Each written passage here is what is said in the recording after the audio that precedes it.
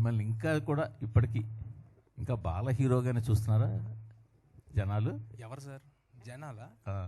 అంటే ఇంకా మీరు ఒక ఫుల్ ఫ్లెడ్జ్డ్ హీరోగా అయ్యారు అనుకుంటున్నారా? ఎంత అంటారు నా వయసు? చూస్తే మంచిదే కదా సార్, వాళ్ళకి నా మీద ప్రేమ ఉంటుంది, వాళ్ళ ఇంట్లో పిల్లాడు అనుకుంటారు, చూస్తే మంచిది కదా. ఓకే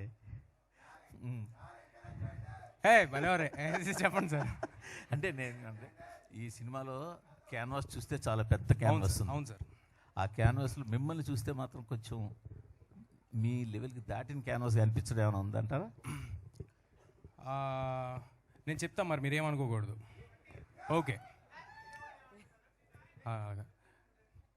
అంటే సార్ ఎవరైనా దీన్ని మరోలాగా అనుకోకండి, నేను చాలా విత్ అల్టిమేట్ ఒబీడియన్స్తో చెప్తున్నా.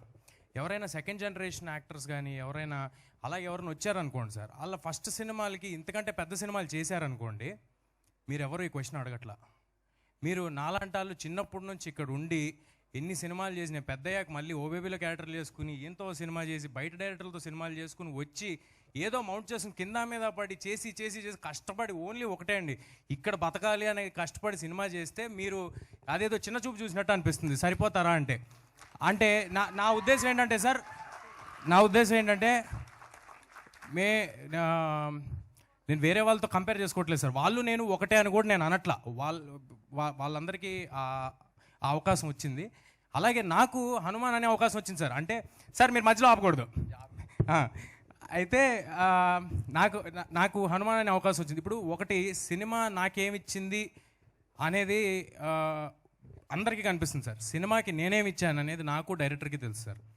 సో నేను నా 100% ఎఫర్ట్ పెట్టా, అందువల్లే ఆ సినిమా నాకు వచ్చిందేమో.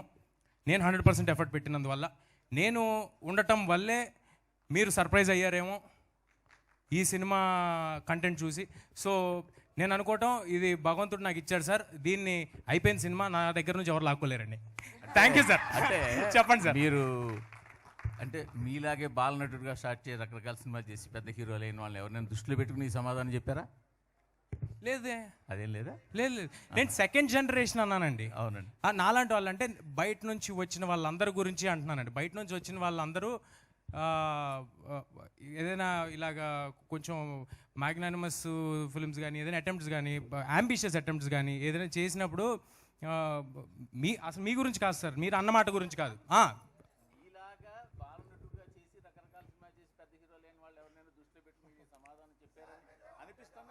ఓహో చిచ్చి భలేవారే అదేం లేదండి.